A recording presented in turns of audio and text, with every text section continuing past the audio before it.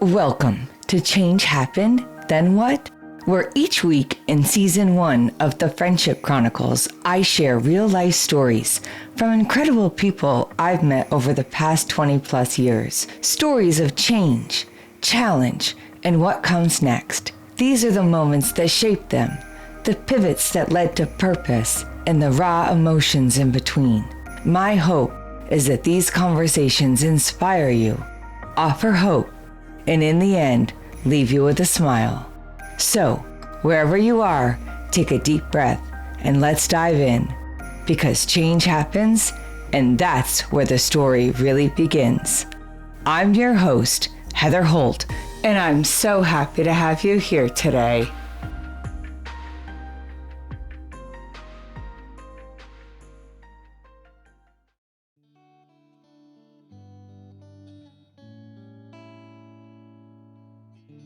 Hey there, and welcome back to Change Happened, Then What? This week, I have the absolute honor of introducing you to Natalie, a woman whose story is as powerful as it is inspiring. At 49 years old, after sustaining a traumatic brain injury in a sailing accident, Natalie was told she'd likely spend the rest of her life in a near vegetable state. The prognosis was bleak. Doctors told her there was no hope for recovery, but Natalie wasn't about to let that be her story. As a thriving hypnotherapist before the accident, with years of experience studying the brain, she knew better.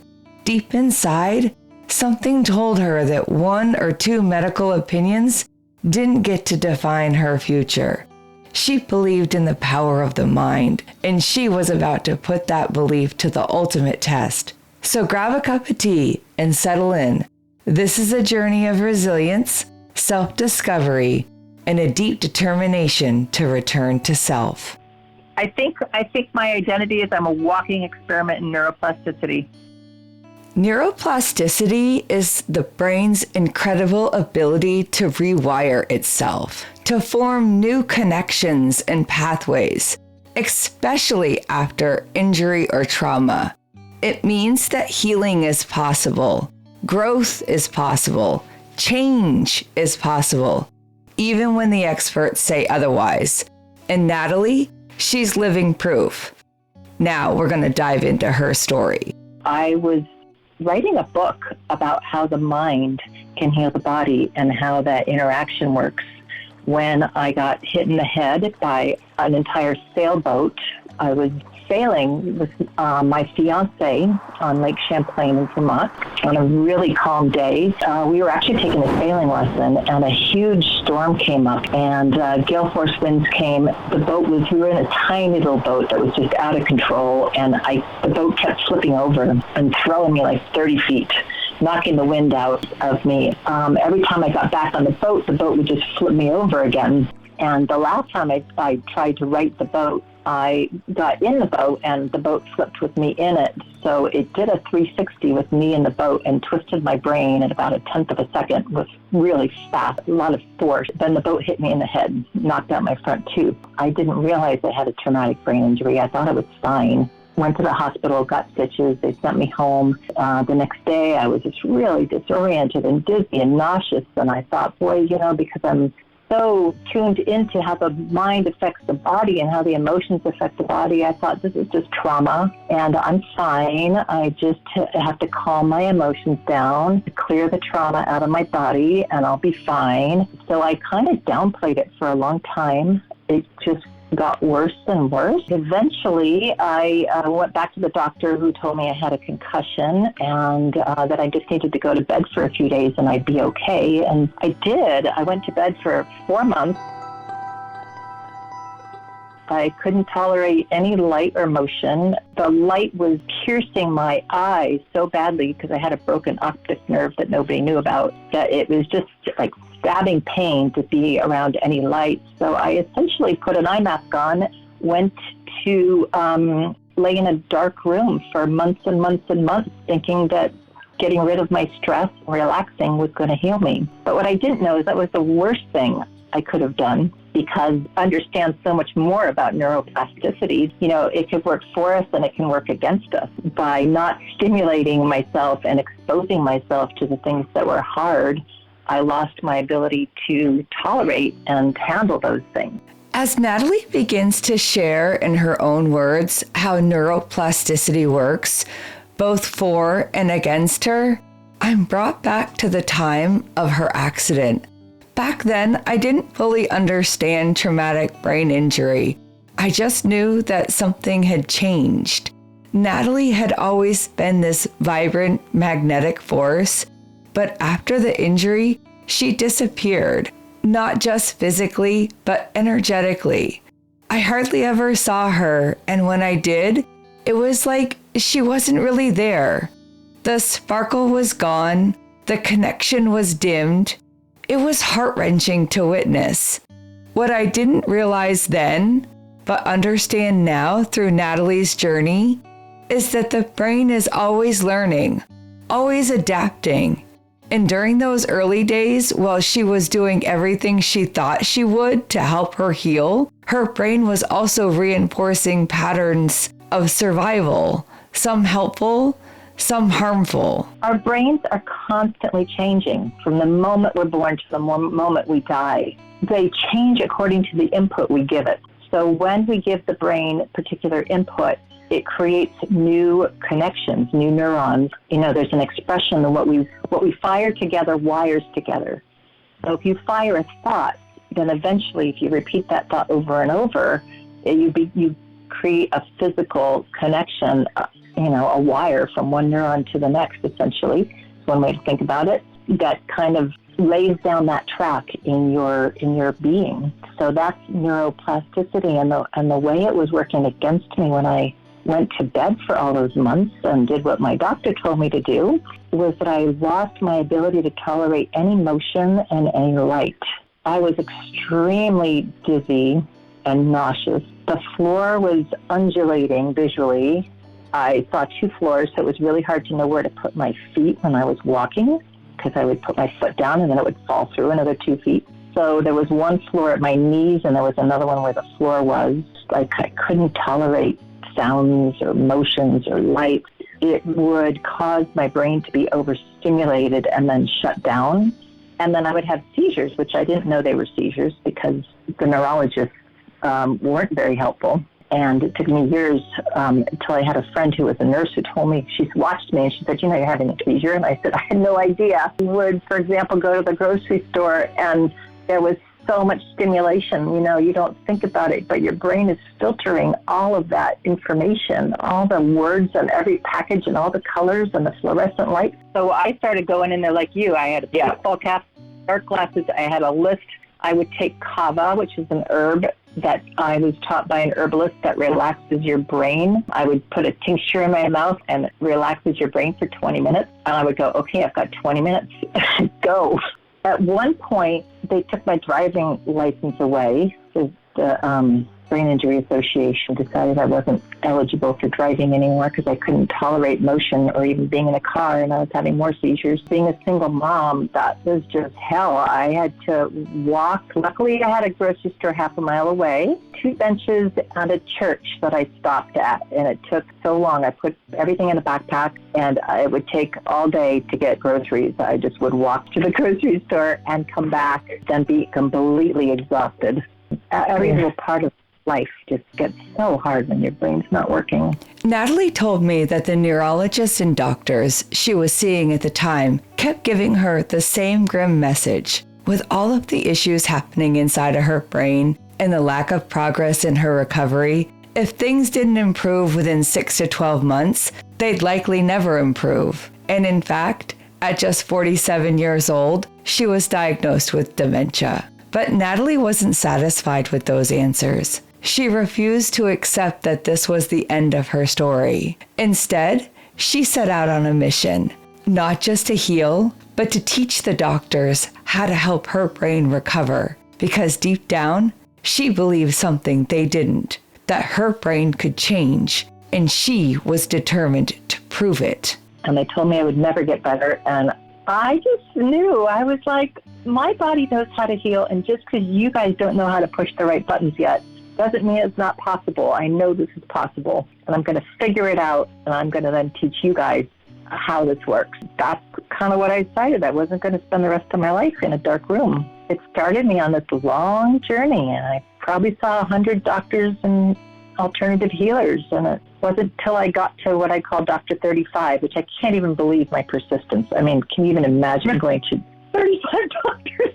She said, oh my God, you've got the worst case I've ever seen in 25 years of working with people. She said, my eyes were bouncing in opposite directions. If I looked left, one eye would go up and the other one would go down. If I looked right, it would switch. So a prism couldn't help it. They were rotating individually in their eye sockets. And she just found so many things. She's like, I don't know how you do anything. And I'm like, I don't. I'm working on it. In order to retrain your brain, you have to do the stuff that's hard. So she gave me these colored glasses, which helped relax my brain, kind of like I had to learn, like kava relaxed my brain, green relaxed my brain. I could look at green light through a leaf and that would relax my brain, or wear my green glasses. Eventually, I figured out Zoloft was another way of relaxing my brain. I resisted that for a long time, but it ended up being one of the things that healed me, because it relaxed my brain enough that I could push really hard and do the stuff that's impossible, that feels really hard, and you push beyond your physical limits every day, all day. Retrain your brain to regrow the neurons in a direction that's going to support your life. It took me 8 years to walk without help. I think one of the hardest things was all the tools that I used previously to lift my emotions up, I couldn't access. So the depression and the anxiety were so deep because I couldn't exercise, I couldn't read inspiring stuff, I couldn't go out with my friends, I couldn't dance, I couldn't do anything that normally I would do. So that was hard. I had to learn something new. And I actually got to a point, like a 10-year meditation retreat, where I could find the beauty in a wall, and I could just see the molecules and how they appeared solid, but they're not, and how magical a wall was. And I finally got to a point where suddenly I could be completely present in life, and going somewhere else or doing something else was no better than being right where I was. And that was a beautiful thing. That's radical acceptance. When she says she's found radical acceptance, it's not the kind that means she's okay with what happened, or that she wouldn't change it if she could, but it's the kind that sounds like this. This injury happened. It changed my life. I accept the truth, even though I wish it were different. I no longer resist where I am. I now accept who I am. It's that quiet kind of strength, not flashy, not dramatic, but deeply earned. Because sometimes the most powerful healing begins the moment we stop fighting ourselves and start honoring what's true. Well, I reached a point where I recognized I'd had to find a new purpose in life. And I've always been somebody who has known I'm here to serve humanity, and I feel like that is our ultimate purpose, is to serve and to make other people happier and healthier. And that's my greatest joy, but there was no way for me to serve. I remember in the beginning, people would come to visit and I couldn't do anything. I couldn't get them water. I couldn't offer them anything. So I decided I was going to be a good listener and say, how are you? And then they would answer and they would start talking and talking and talking, and I couldn't absorb what they were saying. And I recognized I couldn't even say, how are you? I just had to sit and be present. And so I really kind of struggled with feeling useless. Like, what's the point of life when they tell you this is it forever? There had to be a greater purpose. And how do I make a difference in the world if I can't leave my house? So I asked some really big questions and had the time to sit with them. So often it felt like death was the only way out. And I just felt like I was just waiting for this to be over, because there was just no other way out, it looked like. Finally, one day, I'm sitting on my couch. I said, okay, so you want to die? Well, why do you want to die? What are you going to do on the other side? And I heard myself say, well, I just want to be love and light. I heard clearly back, well, you could do that right here and now. Just be love and light and make that your new purpose in the world. And then you can enjoy the beautiful colors of this planet, which are amazing, which we don't have on the other side. And that became my new purpose. And you know what happened is the more I did that, the more magical my life got. It's like all these amazing synchronicities. And I ended up moving to Hawaii and finding the love of my life. It's kind of, I think, what turned the magic up full blast is just that decision to be love. I think we all need a few more people like Natalie in the world. People who simply choose to be love and live fully in the present moment because that's all they can do. What amazes me is how these moments that seem so tragic, moments that could leave someone emotionally or physically wrecked for the rest of their life, somehow become turning points. For some people, they really do transform them into something extraordinary. Natalie is one of those people. She and I talk for a little while longer about the last time I saw her out walking. She had her ski poles with her for balance and still couldn't maneuver quite like she can now. She was still figuring it out, but had already made that choice, the decision to just be love. And as we talked, she's reminded of a few simple but powerful truths. You know what happened, though, is it taught me how to love myself so deeply. There was nowhere else to go, and I've always been driven by this need for perfection.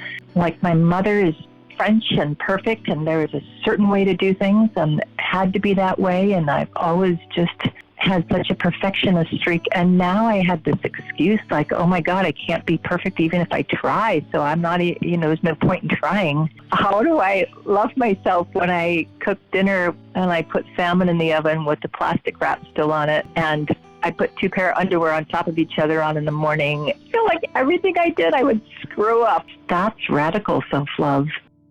Since 2010, Natalie has been living with the lasting effects of a traumatic brain injury. And while her journey has had its fair shares of lows, she's never stopped moving forward. In fact, at the time of our original recording, she was in the middle of battling neurologic Lyme's disease. Yet that didn't stop her from showing up and sharing her story. I've been watching her heal for years now, and the transformation has been nothing short of incredible. And recently, I saw some breathtaking photos on her Facebook page, evidence of just how far she's come. So I reached out and asked if she'd like to share a quick update before this episode aired. I'm writing a book about my experience with transformation through a traumatic brain injury and how it taught me to live less in my head and more in my heart, something I'm always still striving for. And I recently got married, and that has been amazing. It was a really big part of my healing, to heal my heart as well as my brain, because when my fiance, who was in the sailing accident with me, ghosted me, that was just such a huge betrayal. It took a lot of healing for me to open my heart again. It's really beautiful to find a man who truly understands love and to find my true love. So that's been amazing.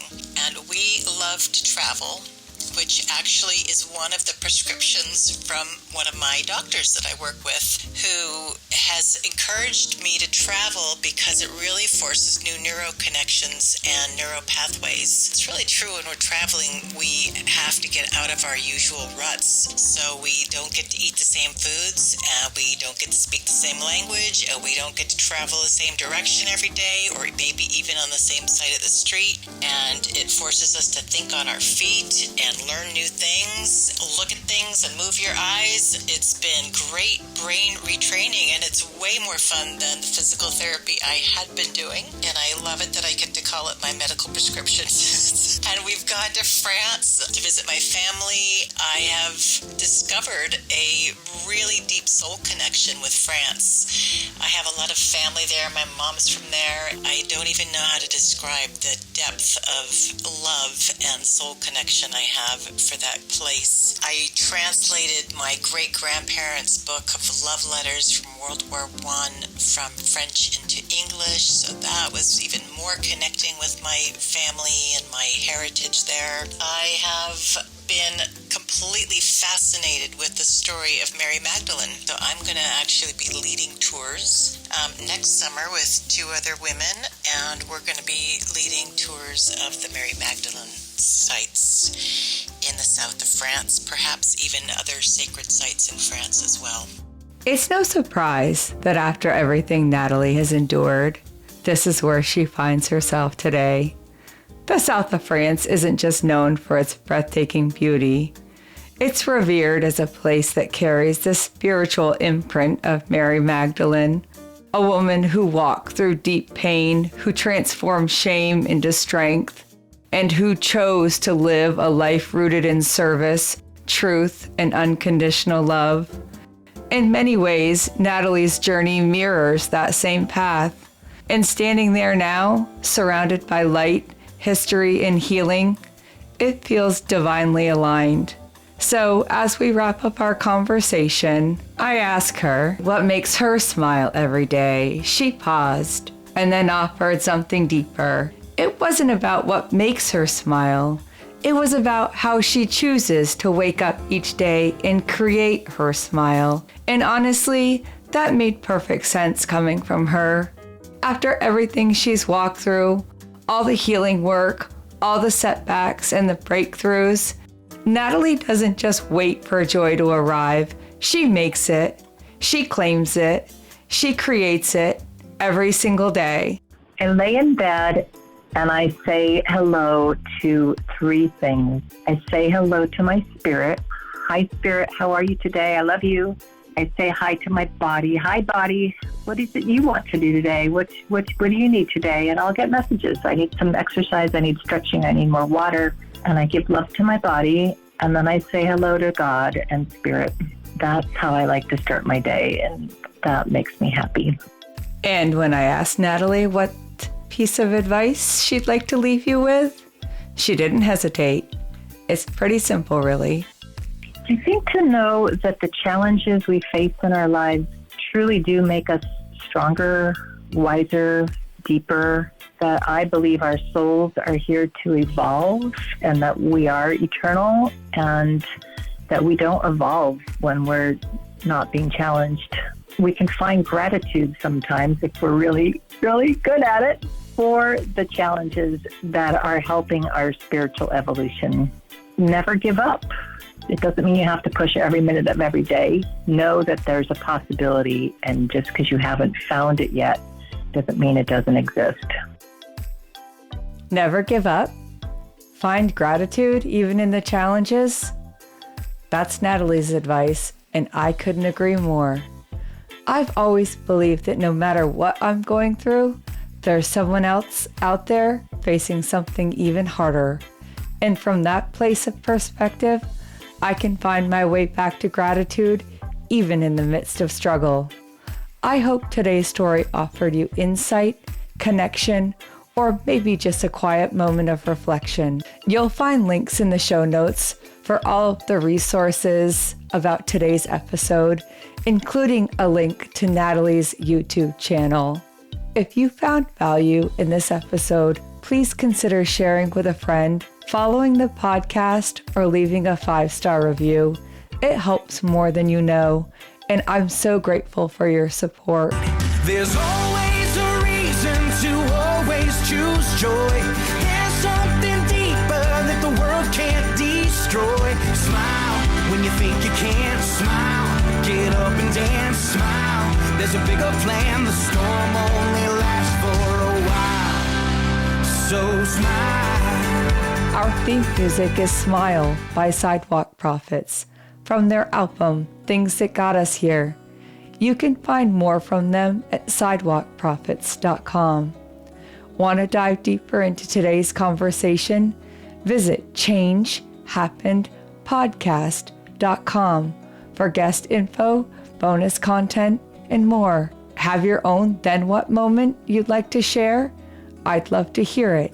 Email me anytime at change, podcast@yahoo.com.